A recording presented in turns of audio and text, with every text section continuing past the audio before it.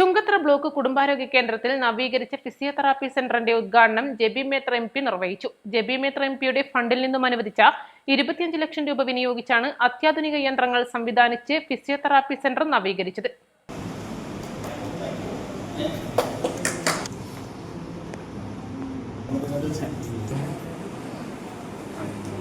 നല്ല കാര്യങ്ങൾക്കായി MP fund ചെലവഴിക്കുക എന്നുള്ളതാണ് ഏറ്റവും കൂടുതൽ ശ്രദ്ധ ചെലുത്താറ്. അപ്പോൾ ഈ പ്രദേശത്തൊക്കെ ഏറ്റവും ആവശ്യം എന്താണ് എന്ന് അറിഞ്ഞുകൊണ്ട് തന്നെയാണ് ഇവരെല്ലാവരും ഇങ്ങനെ ഒരു ഫണ്ടിന്റെ കാര്യം പറഞ്ഞതും.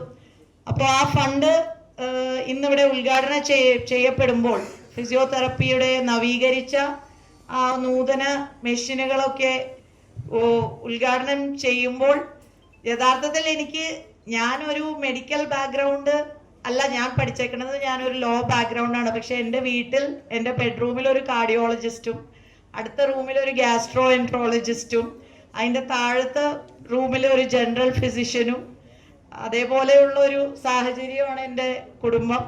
പിന്നെ ഞാൻ ഇന്ദിരാഗാന്ധി ഹോസ്പിറ്റലിലെ ഡയറക്ടർ ബോർഡിലുണ്ട്. അപ്പോൾ എന്നെ സംബന്ധിച്ചിടത്തോളം ഇതിൻ്റെ ഒരു ഇമ്പോർട്ടൻസ് ശരിക്ക് മനസ്സിലായത് ഇപ്പോൾ ഇവിടെ കണ്ടപ്പോഴാണ്.